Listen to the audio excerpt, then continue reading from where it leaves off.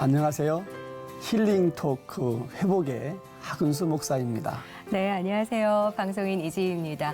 목사님, 한 조사를 보니까요. 네. 대학생의 60.9%가 롤모델이 있다라고 대답을 했다고 그래요. 네. 그러면 롤모델이 누구냐라는 질문에 역사적인 인물이라든가 가족을 뽑았다고 하던데 목사님도 롤모델이 있으신가요? 그러면요. 누가 롤모델이신가요? 되게 그렇겠지만 저도 이제 부모님, 특히 아버님을 제가 잊을 수가 없는데 네. 제 아버님이 이북에서 피난 내려오신 피난민이세요. 네, 안면도라는 섬에 정착하셨는데 제 어린 시절의 추억에 늘 아버지께서 하시는 말씀이 네. 인사를 잘하거라, 네, 음식 나누어 먹어라 이 말씀을 참 많이 하셨습니다. 제가 목사가 됐는데 네. 우리 동탄시원교회 표어가 인사만 잘해도 먹고는 산다. 아버님께서 해주신 말씀이 표어가 됐네요. 그 말씀이 표어가 됐습니다. 그래서 지나고 보니까 아버님의 가르침, 네. 나눔과 인사 소중히 여기는 목사가 됐죠. 네. 아버지가 제 롤모델입니다. 그래서 제가 네. 롤모델 얘기를 왜 꺼냈냐면요. 오늘 나오시는 분도 네, 예. 아주 특별한 롤모델이 있으신 분이시라고 그래요. 그러세요? 예, 네. 그분의 삶을 닮아가려고 애쓰시는 분이시라고 하던데요. 현재 주식회사 나쏘와 하늘문 추모공원의 대표로 계시는 우리 주은영 장로님 이 자리에 모시고 이야기 나눠보도록 하겠습니다. 어서 오십시오. 어서 오세요. 안녕하세요. 네, 반갑습니다. 반갑습니다. 주은영 장로입니다. 인상이 너무 좋으시네요. 대한민국 토종 스포츠 브랜드 나쏘와 하늘문 추모공원의 주은영 대표. 명문대 입학부터 대기업 취업까지 엘리트 코스를 밟아온 그에게 뜻하지 않은 물질의 고난이 찾아오고 월세는 물론 교통비도 없었던 가난한 그 시절 하나님의 놀라운 은혜를 경험했다는 것. 허락하신 물질을 아낌없이 나누며 하나님의 사랑을 전하는 21세기의 삭개오 주은영 대표의 회복 스토리를 들어본다. 100억이 넘어간 돈이 100억이요? 필요했거든요. 네. 그러면 제 수중에는 하나도 없었죠. 맡긴 돈이 생긴 거죠. 뭐 그런 거 저런 거 해서 다 말아먹었죠. 그랬더니 그분이 내가 도와줄까? 어머. 그러시는 거예요. 네. 제 모든 걸 하나님께 드리고 싶은 거고 그때가 이제 하나님 정해주시겠죠. 그게 너무 늦지 않았으면 좋겠는데 한편은 또 두려운 마음도 듭니다.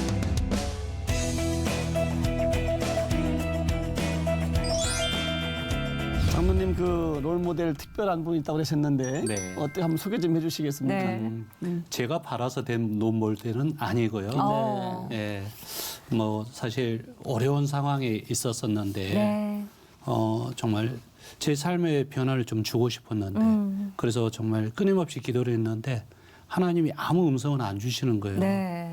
그래서 한 번은 새벽기도 가서 오늘만큼은 정말 야곱이 네. 야복강에서 하나님 불뚝을 끝까지 나를 축복하소서 네. 라는 그런 심정으로 한번 붙들고 기도를 했는데 한 3시간 정도 했을까요? 새벽 재단에. 그랬더니만 아무 응답이 없으셨어요. 네. 실망스러워서 일어나려고 하는데 하나님 음성이 들리는 거예요. 네. 너는 내 사랑하는 자라 그러시는 거예요. 그래서 너무 감동해서 역시 네. 하나님은 나를 사랑하시오. 그렇게 해서 이제 그러면 제가 어떻게 살아야 될까요?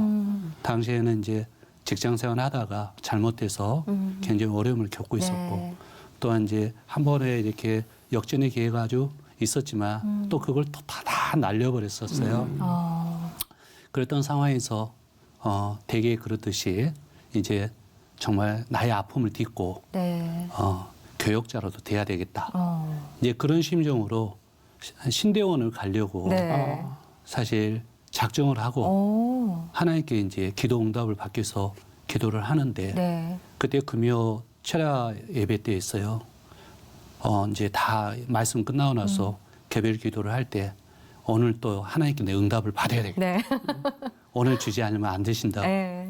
막 기도하는 가운데 하나님이 삭개오야 그러시는 거예요. 삭개오요? 네. 그래서 저는 너무 얼마나 그냥 창피한지 하나님 하필이면 다윗이나 모세 요셉 막 이렇게 멋있는 사람 놔두고 왜 하필이면 삭개오예요. 마침 제가 좀 키가 작아서 그러나 근데 그다지 이렇게 작지는 않은데 네, 작은 키 아니신데요. 제 나이 때는 제 키가 평균치를 넘었습니다. 근데 사교라는 인물을 하나님이 주셨어요. 예, 그렇게 해서 사교가 제 롤 모델이 되게 된 거죠. 예. 사개오를 그러면 원에서 롤모델을 삼으신 게 아니라 예. 기도 중에 사개오가 롤모델이 되신 예, 거네요. 그렇죠. 그러고 나서 뭐 특별한 일이 있으셨나요? 아니면은 어떠셨어요? 아. 사개오와 관련해서. 정말 하나님 지혜는 정말 측량할 길이 없다는 게 네. 딱 정확하셨어요. 어. 왜 그러냐면 저희가 아는 사교는 여리고의 세리장이었잖아요. 네. 어떻게 보면 로마의 앞잡이로서 자기 민족으로부터 세금을 잘 걷어서 로마에 욕먹지 않고 네. 잘 상납하는 일이 그 사람의 일이었는데 그렇죠. 뭐 아무리 본인이 정직하게 살았다 하지만 우리 주님을 만나고 나서 그가 고백을 했잖아요. 내 재산의 절반을 가난한 자를 위해서 나눠주겠다. 네. 그리고 홀이라도 내가 남의 것을 토색한 게 있다면 네 배라도 갚겠다라고 하는 그 결단이 네. 사교가 세리장 있으면 얼마나 그 안에 양심의 가치가 있었을 것인가. 그런데 주님이 만나면서 그 안에 있는 변화가 생긴 거고 그가 하나님 앞에 물질의 사역자로 결단했다고 저는 보고 있는 겁니다. 네. 그렇다면 과거의 저의 모습이 딱 그랬거든요. M&A며 또 어디 인큐베이팅 한다고 많은 기업들이 펀딩해주고 이런 과정에서 네. 저는 선한 일을 했다고는 하지만 그 안에는 분명히 누군가는 저로 인해서 눈물을 흘렸을 거고 또 제가 쌓았던 부가 그들의 눈물 속에서 이루어졌다는 사실을 전 뒤늦게 깨달았던 거죠. 그래서 사교가 그랬듯이 저도 과거에 살아온 인생이 알게 모르게 다른 일을 아프게 한 것 같고 그렇단다면 너가 그렇게 물질에 대한 재능이 있다면 네. 사교처럼 너가 이제서부터 너가 모든 그 사역에 내 모든 것이라도 하나님께 드리겠습니다라는 그런 물질의 사역자로 살아는 하나님의 명이신 것 네. 같아요. 그래서 맞습니다. 제가 사교처럼 살았습니다. 이제 사교의 그런 고백처럼 제 삶에 있어서 오직 하나님만을 바라보며 하나님 앞에 저의 사사로운 물질을 쌓지 않겠다는 그런 결단을 하게 된 거죠. 야, 정말 특별하시네요. 네. 시련도 아픔도 어려움도 많으셨겠네요. 엄청 많이 어느 정도 아마 그렇습니까? 롤러코스터로 아마 표현을 한다면 네. 저는 이른바 남들이 얘기하는 상명문 대학을 나왔습니다. 네. 아주 빼어난 성적으로 졸업을 했죠. 네. 네. 그리고 유수한 그룹사에 LG 아니 뭐 경제연구원 네. 이미 나왔어요. 엘리트 경제연구원으로 이렇게 또 입사까지 했지만 그 안에서도 또 아픔이 있었고 다시 또 이렇게 직장을 옮기게 되는 네. 있었고 또 박사과정을 이렇게 마치는 과정에서 유학을 가려고 이렇게 이제 좀 투자를 좀 했는데 네. IMF 어디에 때 투자를 하셨어요? 주식이 투자했죠. 주식에. 당연히. 예. 그런데 그때까지만 하더라도 하나님을 인격적으로 만나지 못하고 그냥 제 지휘도로 살았던 사람이었습니다. 네. 그런데 이제 IMF로 인해 가지고 국내 주식시장이 망가지면서 제 삶의 영역이 무너졌고 그래서 아주 극단적인 선택까지 하게 되었죠. 근데 하나님 은혜로 또 어떻게 또 살게 되는 거고 세 번의 시도 끝에 그런 생각이 들더라고요. 이제까지 제가 사는 것이 하나님 은혜를 안다면 이제 도모로 사는 삶 정말 하나님께 매인 삶을 살고 싶다. 이제 그런 결단을 한 순간서부터 하나님께서 저를 붙들어 주셔가지고 물질을 회복시켜 주시는데 정말 귀한 인연을 만나게 되었고요. 또 그분으로 인해서 제가 완전히 물질이 회복이 됐습니다. 네. 네, 상상 밖의 물질이었죠. 저희가 이제 좀 구체적으로 여쭤보면 사실 물질적으로 어려워지기 시작하면 그냥 어려운 게 아니라 아까 네. 전 재산을 거의 날리다시피 하신 거죠. 직장 생활 주식으로 이후에는 뭐 제가 뭐 대출 받은 건 날렸지만 회복되고 나서 이제 돈을 벌게 되니까 주변까지 저의 또 재주를 믿고서 맡긴 돈들이 생긴 거죠. 뭐 그런 거 저런 거 해서 다 말아먹었죠. 그럼 그렇게 물질적으로 힘든 상황이 되면 마음이 좀 강팍해지기 마련이잖아요. 그럼요. 그때 솔직한 심정은 어떠셨어요, 장로님? 정확하지 어떻게 이렇게 잘하세요? 저도 좀 겪어봐서. 한 번은 겨울이었습니다. 예. 예, 제가 이제 돈이 없다 보니까 서울에서 좀 멀리 떨어진 위성도시에 살고 있었는데 지하철 그때 당시에는 이제 90년대라 네. 우리 전기권이 있었잖아요. 있었죠. 이제 그래서 그것만 있으면 그 기간 네. 내에는 자유롭게 이제 지하철을 탈 수 있었으니까. 근데 밤늦게 그때 당시 보면 밤늦게도 아닌 것 같아요. 지하철 끊기기 전이었으니까. 근데 갑자기 눈이 엄청 내린 거예요. 네. 그래서 이제 버스는 다 끊겼고 이제 유일한 교통수단이 택시를 타고서야 집에를 갈 수 있는데 네. 돈이 있어야죠. 그래서 그때 당시에는 뭐 핸드폰도 없고 네. 또 그래서 또 이 공중전화인데 또 안에 들어 나오라 하기도 어렵고 그 워낙 눈이 많이 내서 네네. 찾길이 뭐 통제 불가능한 상황이었기 때문에 그래서 그 먼 길을 1시간 정도 거리를 걸어간 거예요. 예. 정말 말이 그렇죠. 얼어 죽는 줄 알았어요. 발에 겨울에. 감각이 없으셨겠는데 예, 나중에는 맞습니다. 진짜. 네. 예. 그러면서 이렇게 된 게 뭐 때문인가? 정말 막 그냥 그 파노라마처럼 지나가는데 내가 다시는 내 돈을 회복된다면 네. 난 독사처럼 살아야 되겠다. 어느 누구에도 정말 내 물질의 부분 나눌 전혀 그 도와줄 생각도 없었고 네. 오직 저만을 위해서 제 가족만을 위해서 살겠다고 정말 그때 아주 결단됐죠. 독하게 맘먹으신 거네. 예, 예. 예. 이제 그렇게 됐습니다. 근데 그랬던 분이 여기에 나오셨으면 다른 길을 가신 거잖아요. 예. 그 와중에도 그죠? 하나님 네. 이제 믿고 오셨는데 언제부터 믿으셨고 또 인격적으로 만나신 것은 언제세요? 네. 1980년에 제가 이제 고등학교를 미션 스쿨을 가게 되면서 예, 또 예수님을 영접하게 됐고요. 학교 다니시면서. 예, 예. 근데 뭐 사실은 그때는 못 모르고 이제 했던 것 같아요. 그냥 주님이 저를 이제 구원했다는 사실만 순전하게 믿었고 그렇게 받아들였는데 네. 사실 뭐 대개가 그렇듯이 직장 생활하고 이렇게 하면서 주일에만 그냥 또 말씀 듣고 또 이렇게 제 목소리가 좀 괜찮잖아요. 네, 아주 좋습니다. 그래서 목소리. 자연스럽게 성가대도 서게 되고. 진짜 잘 어울리시는 것 같아요. 예, 예. 그래서 꼭 뭐 저기 성우 같으세요, 성우. 울리는. 예. 네. 그리고 뭐 성가 대장까지도 예, 뭐 조그만 교회였으니까 예. 예, 그렇게 됐었는데 사실은 그런 과정을 겪으면서 또 고난이 아주 깊은 고난을 또 겪었어요. 아까 그런 극단적인 선택을 했지만 네. 그보다 더한 고난을 또 겪게 된 거죠. 그렇지만 이전에는 어리석은 행동을 하려다가 하나님 은혜로 네. 덤으로 사는 삶인데 이제 제게 아니잖아요. 네. 그래서 제가 이제 그런 극단적인 선택을 할 수는 없었고 오직 그때는 그냥 납작 엎드려서 오직 하나님만 바라보게 됐고 그게 이제 2003년에 네.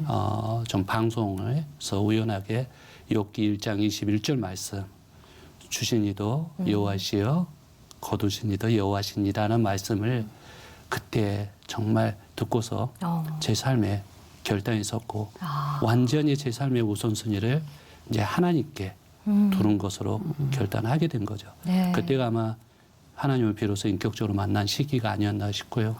예, 그랬던 것 같습니다. 그러면 네. 그렇게 하나님 인격적으로 만난 전과 후의 삶이 네, 좀 구체적으로 어떻게 좀 바뀌어지셨어요? 그냥 딱 하나죠. 네. 그 전이란다면 제가 중심이 되는 삶. 예, 하나님이 항상 하나님 이렇게 해주시면 저 이렇게 할게요. 네. 조건부 거래였죠. 네. 하지만 하나님 그 인격적인 만남 이후의 삶은 전적으로 오직 하나님이죠. 제가 비록 가진 것도 없고 또 뭐 아무 지혜도 없지만 능력도 네. 없지만 제가 온전하게 하나님만 붙들고 있으면 하나님이 내 모든 길을 인도하시고 또 그분이 인도하신 대로 나는 순종함에 따라가면 내가 하나님 안에서 형통한 삶을 살 수 있다는 확신을 가진 게 그래서 모든 삶의 우선순위가 하나님이었고 그러다 보니 자연스럽게 예배가 가장 우선이었습니다. 예. 그렇게 하나님을 인격적으로 만나시기 이전에 방황하셨을 때는 네. 그러면 가족 간의 관계라든가 그런 건 좀 어떠셨었어요? 사실 그때? 방황이라는 용어는 네. 제 삶에서는 막 어울리지 않는 것 같아요. 왜 그러냐면 제가 워낙 이성실했던 사람이라 네. 뭐 학교 다닐 때는 워낙 모범생이었고 뭐 옆길 다른 길 전혀 보지 않았기 때문에 그런데 하나님을 제대로 알지 못한 삶이었다고 네. 표현하는 게 맞을 것 같아요. 네네. 그런데 이제 어찌됐든 물질이 이렇게 무너지니까 제가 이른바 속칭 사기당했다는 거 있잖아요.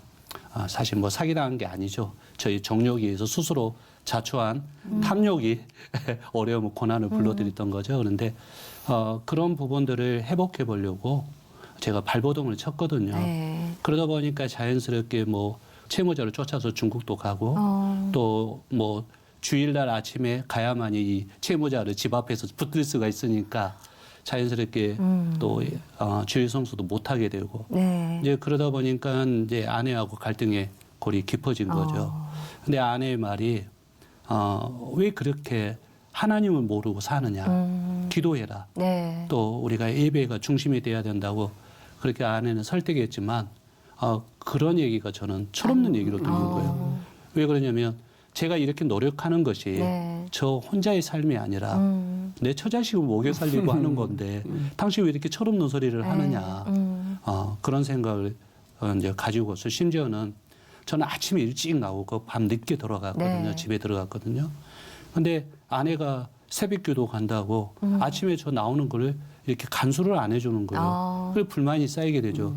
그래서 새벽기도 가지 말라고 그리고 교회도 나가지 말라고 네. 막 그렇게 강팍한 마음이 생겼는데 네. 아내가 제게 한마디를 하더라고요. 당신이 가족을 위해서 그렇게 애쓴다는데 당신이 그런 동안 나와 당신의 아들들이 당신을 아빠를 모른다고 하면 당신이 그렇게 정작 지키고자 했던 가족이 당신에게서 아무 의미가 없어지지 않냐. 당신은 지키고자 했지만 그 가족이 당신을 버려버린다면 무슨 소용이 있겠느냐는 그 말에 정말 그게 지혜의 말이요. 하나님의 음성으로 들렸습니다. 네. 그래서 이게 뭔가 잘못됐다. 그런 차에 이제 큰아이가 갑작스럽게 죽음의 고비에 맞닥뜨리게 된 거예요. 예, 그리고 몇 살 또 때 그런 건가요? 그때가 2003년이었으니까 아이가 한 7살 때 어릴 정도였죠. 때였군요. 예. 그리고 또 작은 아이가 이제 3살 터울인데 혈감염이랑 좀 희귀한 병에 좀 걸려가지고요. 두 아이가 양쪽에서 병원에 입원해 있는 상황에서 그때야 비로소 제가 둘째 아이 병상을 지키러 가는 중에 욥기의 말씀을 그때 들으신 거예요. 듣게 되었고 내가 이 순간에 하나님께 붙들려 가면 내 하나님 앞에 뭘 내놓을 게 있겠는가. 이제까지 주신 이도 하나님의 물질의 축복을 엄청 주셨는데 네. 제가 온전히 살림원에게 이제 하나님이 거두어하신 것을 누구를 원망하랴. 이제 오직 하나님을 찬양할지어다는 욥의 고백이 네. 제 고백이 돼야 되겠다는 결단이 된 거였죠. 아내의 지혜로운 말 한마디 네. 네. 그게 살린 건데 네. 그때 아내는 아주 깊은 신앙심에 이제 있었을 때인가 봐요. 예, 저보다는 더 깊었던 것 같은데요. 뭐 신앙이란 건 하나님 앞에 가봐야 알 수 있는 거고 네. 또 산 가운데 성령 충만함에 항상 한구열이하면 얼마나 좋겠습니까? 맞아요. 예, 네. 아무튼 그때는 제 아내가 저보다 더 지혜로웠던 것 같고 하나님께 매여 있었던 것 같습니다. 예, 그렇게 하나님을 만나서 이제 인격도 좀 달라졌는데 네. 네. 또 그렇다고 해서 또 인생이 또 쉽게 바뀌는 게 아니잖아요. 또. 그럼요. 그러면 참 예. 좋겠는데 그렇지가 않아요. 예. 그렇죠? 점점 또 더 어려워지신 일도 있으셨고 그럼요. 얼마만큼 어려우셨어요? 아주 극단적인 상황까지 갔죠. 그때 이제 내몰리다 보니까 네. 이제 17평 정도 되는 아파트였던 것 같아요. 방 한 칸에 부엌과 딸이 이제 그런 데서 살았었는데 네. 월세 보증금 있었고 그랬는데 보증금이 이미 개인 채권자에게 다 양도한 상황이었고 월세가 한 35만 원이었던 걸로 네. 기억하고 있습니다. 그 월세가 한 6개월 정도 밀렸어요. 그랬더니 주인 아주머니가 오셔서 오히려 저더러 미안하대요. 미안하지만 좀 비워주면 안 되겠냐. 3개월만 밀려도 득달같이 쫓겨나는 게 새빵살인데 얼마나 그분이 고맙던지요. 제가 회복되고 그분을 꼭 찾아뵙게 됐는데 네. 뭐 주소를 잃어버려가지고 아이고. 찾아뵙지 못한 상황인데 네. 한마디로 길거리에 나앉게 됐죠. 그래서 모든 세간살이 다 정리를 하고 아이들 입을 옷들 그다음에 이제 이부자리 정도만 챙겨가지고 저희 교회 성기동 교회 지하 중보기도방으로 네. 저희 거처를 옮기려고 이제 준비를 다 하고 있었어요. 그러니까 완전 길바닥에 나와준 그런 상황이었죠. 예. 예. 그러면 물질에 어려움이 있으셨다가 네. 아주 잘 또 회복이 되셨다가 됐고. 그리고 나서 또 완전히 망가져. 아주 어려운 네. 어떤 상황 어떻게 그렇게 되신 회복되는 건가요? 정도가 보통 네. 회복이 아니고 엄청난 회복이었어요. 그러다 또 그걸 또 다 또 잃어버렸고 네. 그랬던 상황인데 뭐 결과론적으로는 제가 수십억의 빚을 떠안게 되는 그런 상황이었습니다. 사실 능력 있고 잘 나가던 경제연구원이었으니까 네. 직장 안정된 직장이셨어요. 그쵸. 네. 그죠? 네. 그 속에서 그 납골당을 인수하셨다고 그러시는데 네. 그걸 인수하신 이유가 뭐세요?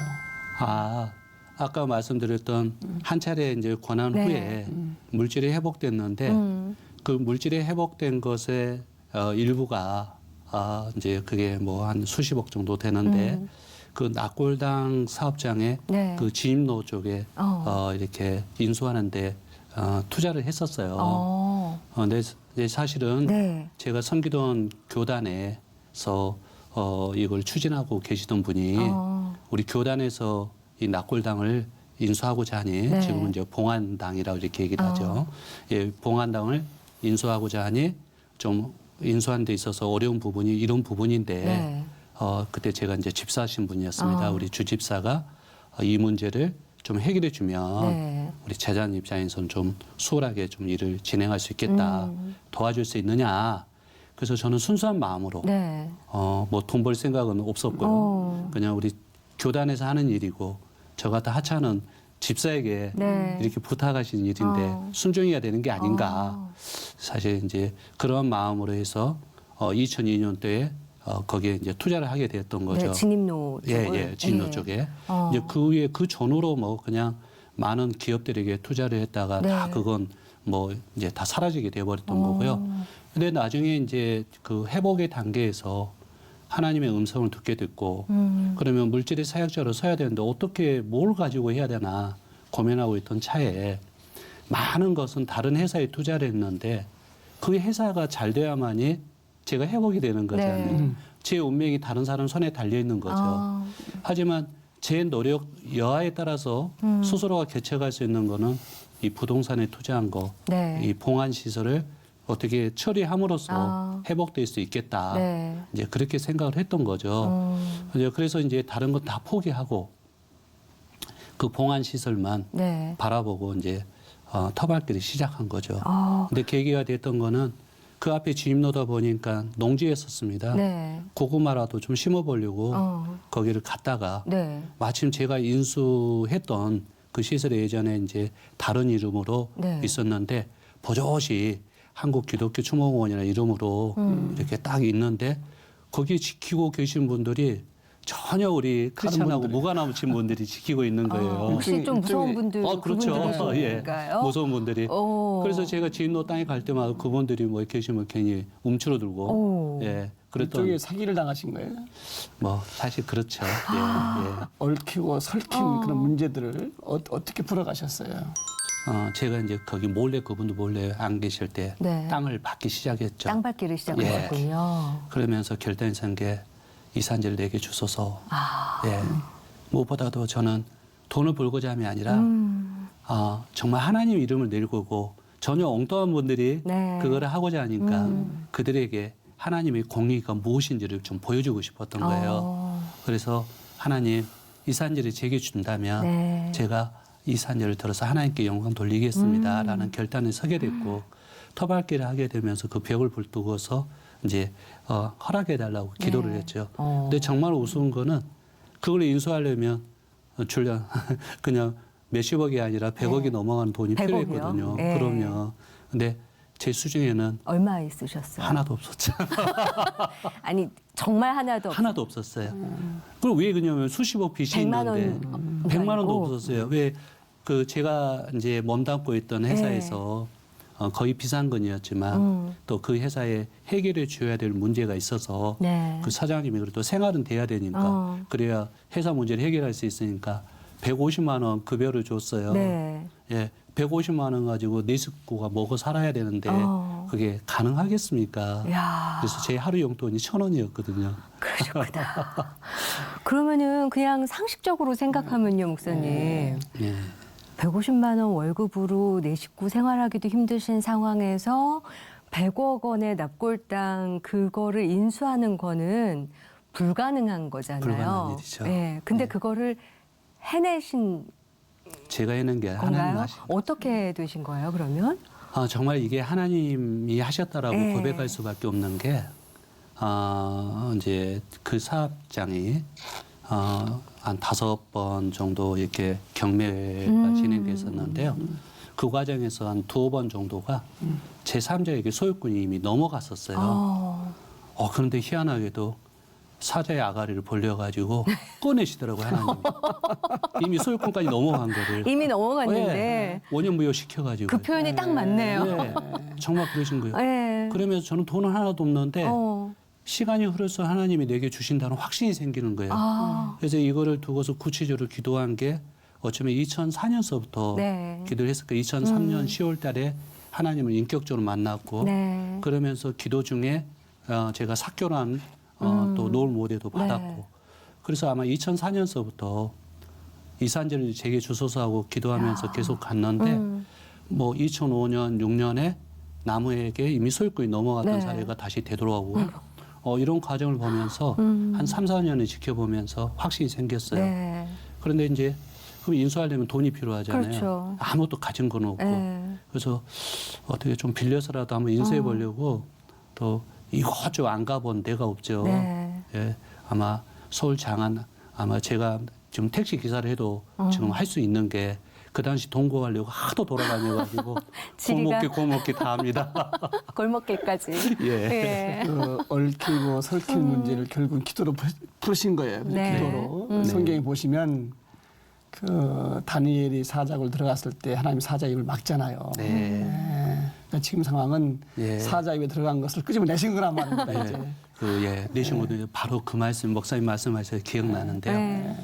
이제 그러다가 우연치 않게 두 번째 정말로 제 생명의 은인 것 같던 또 은인을 만나게 됩니다. 네. 이제 비상장 회사 이제 오너셨는데 네. 그분하고 우연하게 대화하다가 뭐 하고 다니냐고 그래서 제가 참 그때 제 기억은 제가 미친 짓이라고 얘기를 했을 거예요. 왜 그러냐면 누가 들으면 이거 미친 거 아닙니까? 네. 제가 돈 한 푼 없이 그걸 인수한다고. 그래서 이런 일을 하고자 하는데 그랬더니 그분이 내가 도와줄까? 어머. 그러시는 거예요. 네. 야, 야, 예. 예. 본인이 자원해서 그냥 말씀하신 거예요? 네. 그래서 제가 가진 거라고는 오직 그 진입로, 네. 그 땅뿐인데 그나마도 이제 빚 정리를 해주기 위해서 이미 은행에서 담보대출 받아 줄 건 다 뽑아쓴 상태인데 네. 담보력도 없었죠. 하지만 저는 그때 당시만 하더라도 제가 가지고 있는 진입로가 어떤 가치가 있는 줄 알았어요. 누가 사업장을 인수하면 네. 제 땅을 반드시 동의를 받아야만이 통과를 할 수 예. 있으니까. 예. 그래서 뭐 그런 줄 알고 있었죠. 예. 근데 그래서 그게 제가- 아니었어요? 아니었죠. 나중에 알고 보니까. 그래서 이제 그분이 뭐 제가 그걸 후치 담보라도 드릴 테니 해달라고 그랬는데 그분이 그때 마침 피택 장로였던 것 같아요. 네. 그래서 그분도 하나님의 선한 사역에 제가 입만 열었다면 오직 하나님이었고 네. 또 옆에 옆구리만 찔려도 하나님 영광이었으니까 그때 당시에는 네. 예 그래서 그분이 저의 그런 모습이 좋았나 봐요. 그래서 그분이 정말 직원들이 복사할 때마다 카운팅 하시는 분이에요. 네. 몇 장 복사는 기록하게끔 10원 하나도 허투루 쓰지 네. 않게끔 하시는 분인데 그분이 어떻게 그런 마음을 가지셨는지 제게 그런 도움의 손길을 뻗쳐주셨고 하나님이 그 마음을 움직였다고 저는 확신합니다. 네. 예, 그렇게 해서 이제 경매 계약금을 준비하게 돼 있고요. 계약금을. 예. 네. 그러면 드디어 이제 물질 사역의 비전이 이제 그때부터 이루어지는 거예요, 이제. 사실 대개의 경우 그렇잖아요. 좀 제가 등 따서 배가 불러야 뭔가 베풀 의지가 생기잖아요.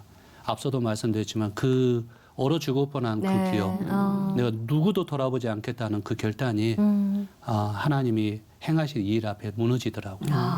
그래서 이제 오픈하고 나서 저희 목사님이 11조를 해라. 네.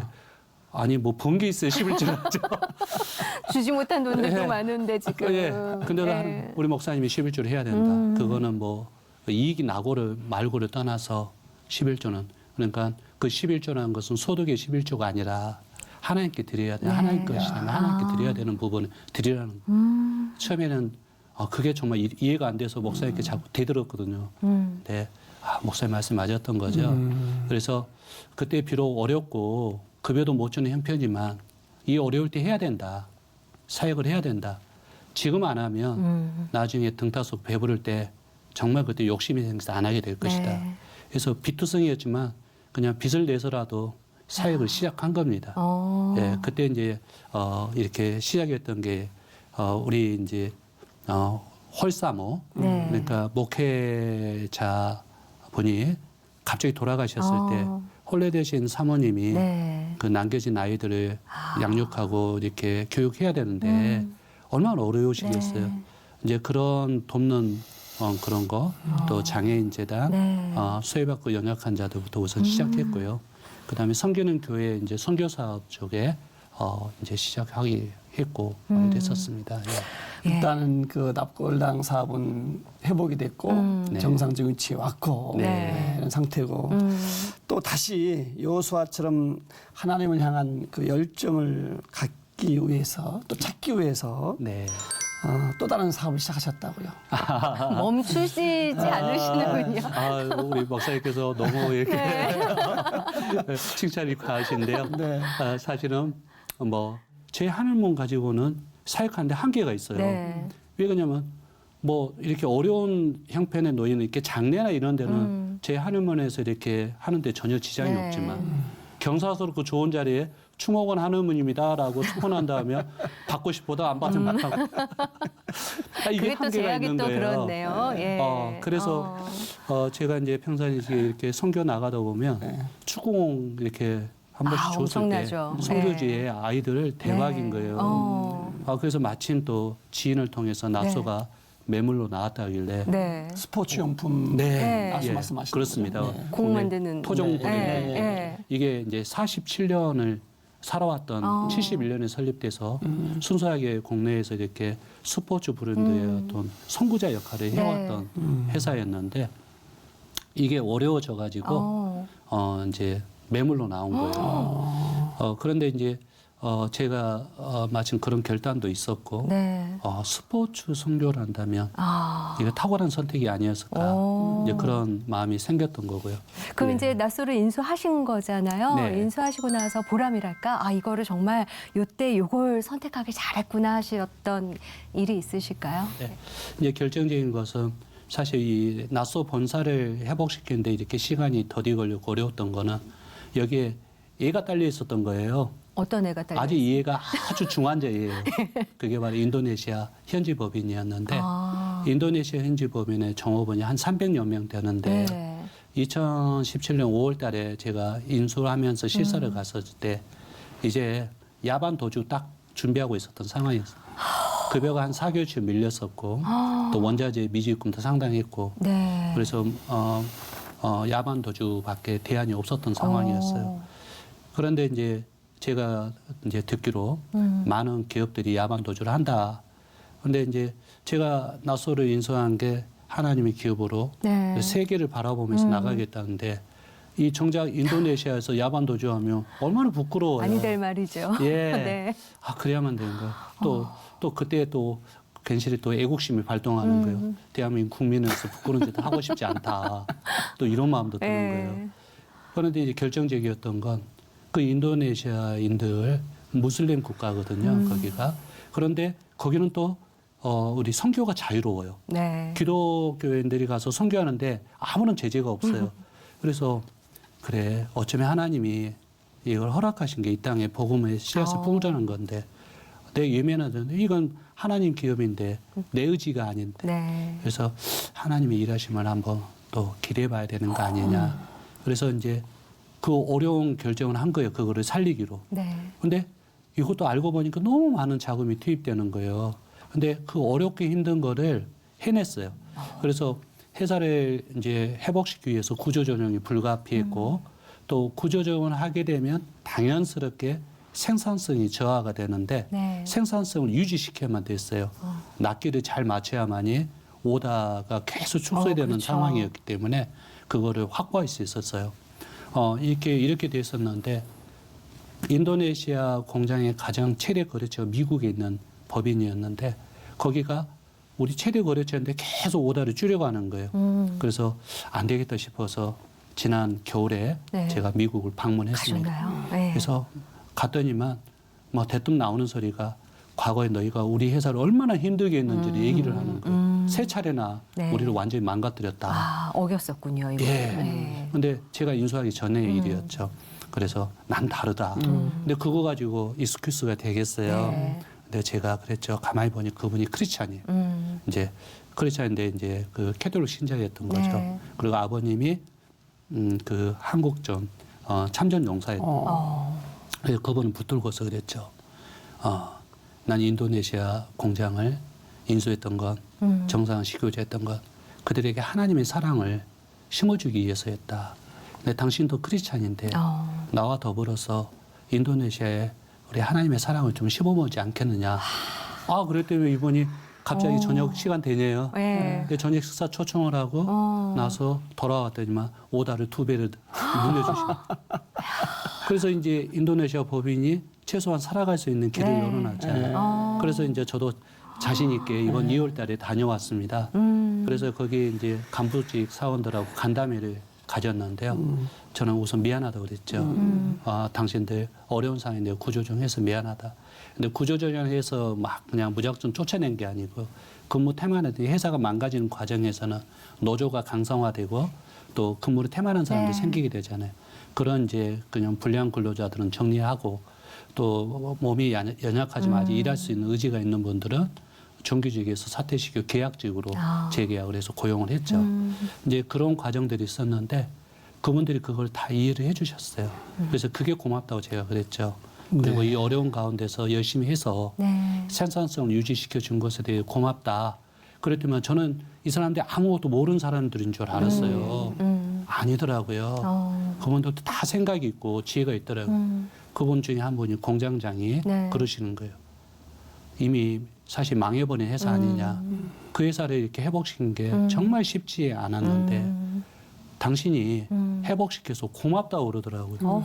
그 외에 7몇 분의 간부들이 간담회에 참여하셨는데 저에게 고맙다는 거예요. 그래서 제가 그 자리에서 제가 하나님의 사랑을 선포했죠. 예. 사실 제가 했던 거는 내가 인간적으로는 도저히 이건 어떻게 해볼 수 없었는데 네, 이런 마음으로 여기까지 걸어왔습니다. 근데 알고 보니 그 공장장님이 네. 크리스찬이었던 거예요. 예. 미리 그래서- 심겨져 예, 있는 분들이 계셨군요. 맞습니다. 예. 그래서 그때야 비로소 제가 참 보람이 있었던 것 같아요. 지금 정말 어떻게 보면 드라마의 소재로 나올 법한 한 사람의 인생에서 살기 힘든 여러 가지 일들을 큰 일들을 다 겪어내셨잖아요. 네.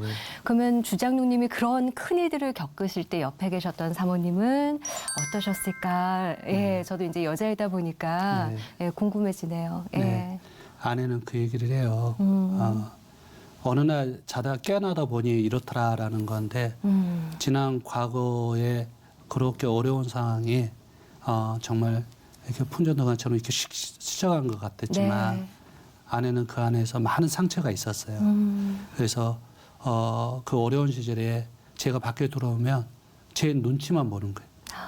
밖에서 무슨 일 없었나. 네. 알게 모르게 그게 다 상처가 됐던 거고요. 그 안에 썬뿌리가 돼 있었어요. 근데 그게 이제 멀쩡히 있다가 네. 아내가 이제 최근에 이제 갱년기를 맞게 됐는데 네. 그게 발현이 되는. 그래서 제가 정말 성질이 대단한 사람이에요. 네. 그냥 그러세요? 예, 하나님께 내었지만 안 그래 보이시는데. 네, 안 그래 저희 보이셔서. 모습이 어찌 보면 정말 우리 애들이 했던 것처럼 네. 그냥 뻑하면 그냥 내지르고 다혈질이었고 어쩌면 뜨겁지도 차갑지도 않은 저는 뜨거운 쪽에 손에 속했던 편인 것 같아요. 아주 다혈질이고요. 그랬는데 아내의 그런 모습 되고 또 장로 안수를 받으면서 저 자신을 많이 죽이게 됐는데 네. 그럼에도 아내의 그 갱년기에 있어서의 우울증 증세 뭐 비슷한 게 드러나면서 또 과거의 그런 그 어려웠던 네. 시절에 대한 아픔이 드러나면서 그게 저에게 막 비수처럼 꽂혀오는 거예요. 네. 그래서 뭐 이혼하자 말자까지 뭐 그 정도 갔는데 네. 뭐 흔히 부부싸움이야 뭐 못할 얘기가 있겠습니까마는 제가 철저하게 그런 훈련을 통해서 제가 죽음으로써 아내를 살리는 그런 일을 또 감당하게 됐고요. 어찌됐든 아내 덕에 네. 정말 장로가 장로답게 된 것 같아요. 예, 그냥 그냥 무조건 죽습니다. 아내분한테 한 말씀 해주시죠. 나오셨는데 예, 대본에 없던 여보, 내게 맞는 고백인지는 모르겠지만 당신 보기에는 항상 부족하죠. 하지만 당신 늘 그랬듯이 우리 하나님 앞에서 오래오래도록 서로 사랑하며 하나님 사랑하며 살아가자고 했죠. 여보, 그 마음 변치 않아요. 오늘 다시 한번 대중 앞에 선포합니다. 사랑해요. 남녀 쩌었으면 큰일 날 뻔했어요, 목사님. 네, 감사합니다. 아주 오늘 장로님의 인생 이야기, 사업 이야기, 회복 네. 이야기 아주 저건 참 은혜가 넘칩니다. 네. 장로님 앞으로 뭐 비전이 있으시다면 네. 어떤 비전이 있으세요? 비전은 우리 하나님 안에서 이제 꿈인데요. 이제 제 인생의 11조를 하나님께 드리고 싶습니다. 예, 그런 인생의 11조. 인생의 11조라는 거는 뭐 단순한 물질이 아니라 제 모든 걸 하나님께 드리고 싶은 거고 그때가 이제 하나님 정해 주시겠죠. 네. 예, 그래서 그게 너무 늦지 않았으면 좋겠는데 한편은 또 두려운 마음도 듭니다. 예, 그렇지만 저희 비전은 정말 하나님께 매인 싸움에서 인생의 11조 드리겠다. 조금 구체적으로 하면 인생의 11절 어떻게 표현할 수가 있을까요? 이제 그런 거죠. 지금 뭐 물질의 사역자로 해서 한다고 해서 사업도 하고 이렇지만 네. 제가 이제 일주일에 한 번씩 예배를 제가 네. 저희 사업장에서 인도를 하는데요. 사실 늘 고민거리가 예배 인도하면서 서로 이렇게 나누었던 말씀들이 이제 예배 이후에 있어서의 업무 과정에서 그게 지속되느냐 참 그게 어려운 부분이잖아요. 네. 그래서 저도 사업하면서 곧 삶이 곧 예배이고 제가 어떤 곳이든 간지 그리스도의 향기가 되고 편지가 되겠다는 생각으로 이렇게 살아가지만 이게 쉽지가 않습니다. 네. 그래서 저는 경영 철학을 제일 우선순위를 하나님께 영광 돌린다. 그게 사람이 사람다워지고 기업이 기업다워지는 게 곧 하나님께 영광 돌리는 네. 기업이라고 생각이 들어서 그렇게 한 거고요. 두 번째는 우리의 고객 가치 창조라는데 제일 고객은 우리 직원들이거든요. 임직원들이거든요. 그래서 직원의 어떤 성장, 개발을 돕는 그런 회사, 곧 자아가 살아나는 그런 회사가 되는 게 곧 하나님의 뜻이라고 저는 생각이 들고요. 오늘 정말 귀한 삶의 이야기를 나눠주셔서 그 감동이 어마어마하게 파도로 밀려오는 것 같아요.